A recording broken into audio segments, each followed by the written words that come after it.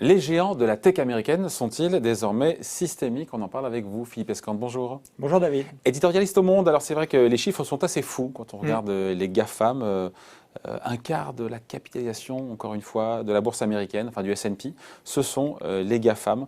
Leur poids n'a jamais été aussi important à Wall Street, ever. Ah ben, c'est clair. Hein.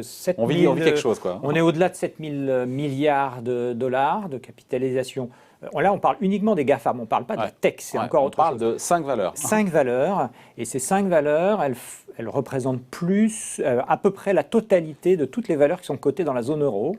Et à peu près, et Apple, c'est le CAC 40. À peu près 20% des valeurs cotées aux États-Unis. Ah, c'est intéressant. Donc c'est absolument considérable. Et effectivement, quand elles sont évidemment intégrées dans l'indice Standard & Poor's 500 et elles représentent à peu près un quart de cet indice. 5 valeurs qui représentent un quart de l'indice. Et la question de fond, c'est de savoir si les cours boursiers qui ont flambé, est-ce que ce n'est pas allé trop vite et surtout plus vite que les profits, ou est-ce que les profits ont suivi pour le coup?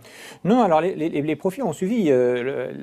En fait, il y a la conjonction évidemment de deux phénomènes qui ont avantagé ces entreprises. Le premier, c'est évidemment la pandémie, les entreprises du numérique, enfin celles-là, ces 5-là, ont déjà des bons résultats, mais la pandémie a encore accéléré, notamment pour des entreprises comme Amazon, leurs résultats et aussi les espérances, puisque ça fait basculer un peu plus rapidement dans le numérique toute notre société. Et donc, par anticipation également, ça a encore dopé leur cours de bourse cette année. Et puis, évidemment, l'autre facteur, qui est le plus important, c'est que la bourse aujourd'hui est avec l'immobilier le seul actif à rendement possible, puisqu'on ne peut plus investir dans les obligations, puisque les rendements sont beaucoup trop faibles.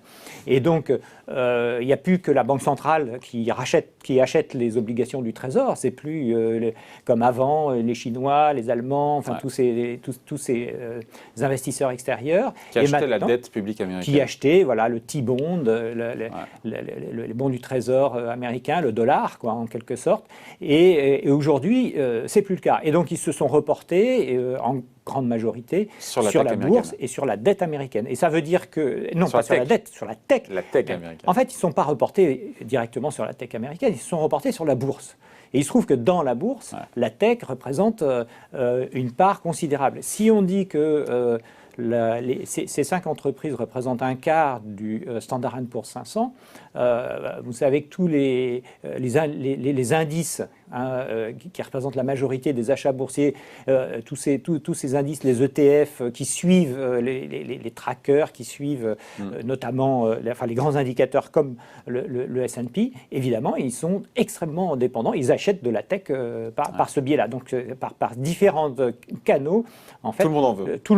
Tout le monde en veut, et il n'y a plus que ça. Et effectivement, la question, c'est donc, et c'est la question que vous posez aussi, c'est vu la taille pédantesque des GAFAM, est-ce que aujourd'hui ils sont systémiques pour vous? Oui, c'est-à-dire qu'en fait, si l'un d'eux était fragilisé, ça pourrait quelque part contaminer entre guillemets l'équilibre financier américain, à la fois avec un impact sur le dollar, sur les déficits. C'est-à-dire, oui, il y a effectivement deux choses. Hein. D'abord, effectivement, sur le déficit extérieur. On sait que l'Amérique finance finalement son déficit extérieur par les afflux de capitaux. C'est eux qui viennent compenser. Alors avant, ils achetaient, c'était les fameux Chinois qui achetaient du bon du Trésor américain. Aujourd'hui, c'est toujours des Chinois ou des Allemands, des gros épargnants, toute cette épargne qui va s'investir dans la bourse. Donc il y a une partie très importante de la bourse américaine qui dépend de cet afflux de capitaux étrangers. Et donc, pour le déficit extérieur, pour financer. Pour financer, effectivement. Parce que pour équilibrer ces comptes le déficit extérieur. Et puis il y a un autre élément qui est très important. Alors là, c'est la partie déficit extérieur. Donc on est vraiment dans la macroéconomie. Puis il y a un autre aspect qui est très important, qui est à la limite de la macro et de la micro, c'est les fonds de pension. C'est-à-dire que les fonds de pension sont gorgés aujourd'hui de valeur tech par définition, comme on vient de le dire. Et les fonds de pension, c'est quoi? C'est la retraite des Américains. Donc, la retraite des Américains, c'est quelque chose de très, très important. Donc fragiliser un GAFA, encore une fois que ce soit en cherchant à le saucissonner, le démanteler, en attaquant encore une fois leur monopole de fait, ça serait donc fragiliser la bourse américaine et par ricochet, à la fin, donc le dollar et à la fin, Mr. Smith. Voilà. Alors, l'épargnant américain. En fait, c'est évidemment plus compliqué que ça. Ouais. Oui, pardon, je résume un peu. Non, non, mais c'est plus compliqué dans la mesure où... La pensée complexe, c'est où? Voilà. En fait, il y a deux éléments qui jouent, qui sont un peu contradictoires. Il y a d'une part celui-là, qui plaide effectivement pour le maintien de la puissance des GAFA. Et puis on n'a pas cité non plus la souveraineté et la guerre technologique avec les États-Unis, qui fait qu'on ne va pas se désarmer face à la puissance chinoise. La guerre entre les États-Unis et la Chine. Bon, alors donc ça c'est un élément. Mais alors je ne sais plus ce que je voulais dire, mais